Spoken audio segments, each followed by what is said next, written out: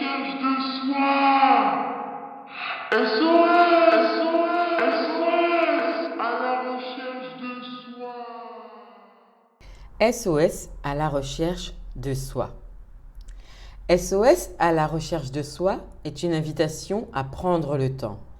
Prendre le temps pour se connaître, qui je suis, à quoi j'aspire, qui je souhaite devenir. Partir en quête de soi demande souvent du courage et de la persévérance. Mon but est de partager avec vous ma philosophie de vie, de vous offrir une façon d'aborder la vie. Au-delà du bruit extérieur, retrouver le calme intérieur, faire le silence, apaiser son esprit et ainsi retrouver la sérénité. Aujourd'hui, nous allons aborder la notion du rapport que l'on entretient avec notre corps. Je n'aime pas mon ventre. Je suis trop grosse. Pourquoi j'ai un nez comme ci et pas comme ça? Je veux un corps parfait. On pourrait y passer des heures, n'est-ce pas? Et pourtant, nous sommes si nombreux à rejeter, à critiquer, à maltraiter notre corps.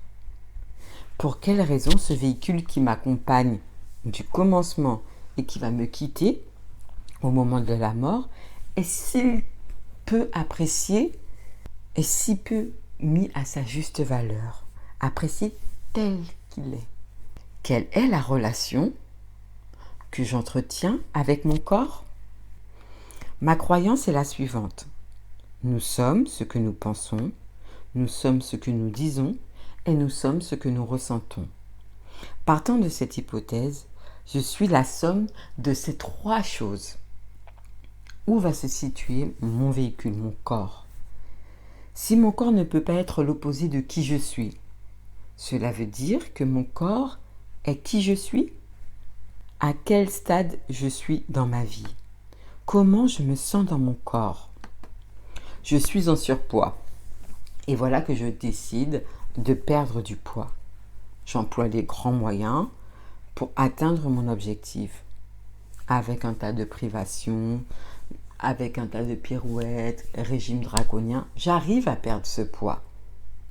Je me sens bien dans ma peau, je me sens en confiance, je me sens forte, capable, j'entreprends des choses qui me semblent positives et qui apportent beaucoup de joie dans ma vie.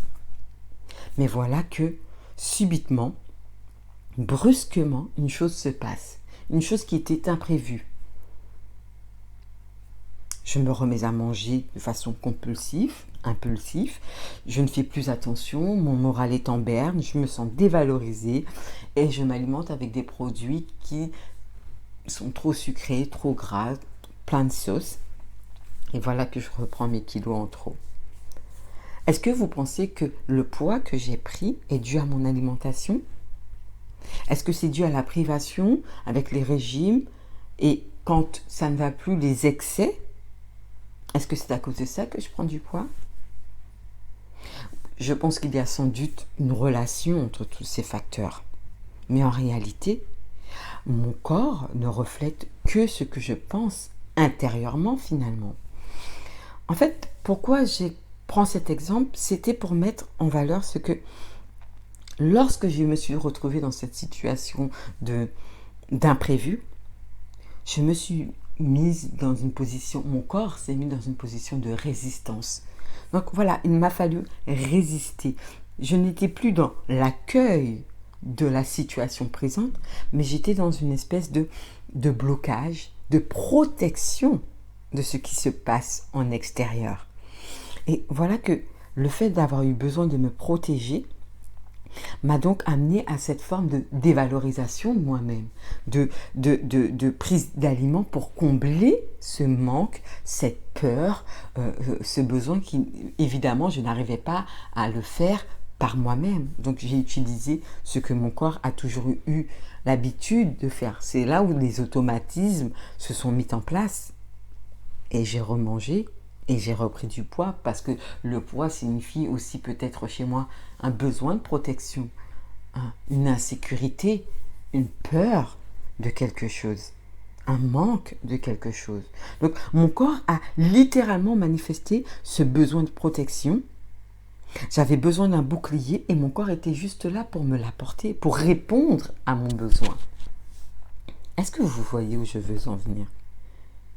Si j'utilise mon corps comme une amie, comme un allié, là je peux reconnaître sa vraie valeur. Je peux reconnaître que lorsque j'ai pris peut-être un peu plus de poids, cela peut signifier que j'avais un besoin d'un peu plus de protection, j'avais peut-être besoin d'un peu plus de compréhension, un peu plus d'humilité, un peu plus de compassion vis-à-vis de moi-même.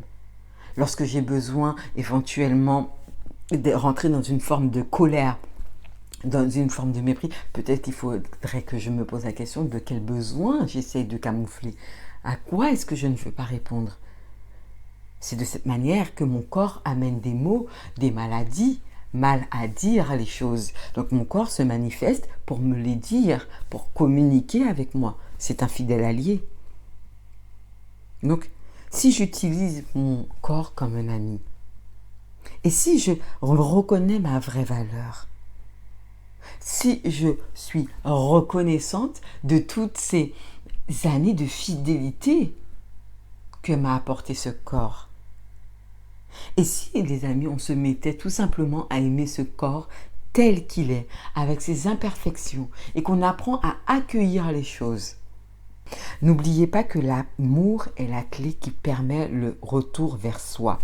Je vous remercie beaucoup pour votre écoute. Je vous souhaite vraiment le meilleur et surtout, prenez soin de vous. À bientôt.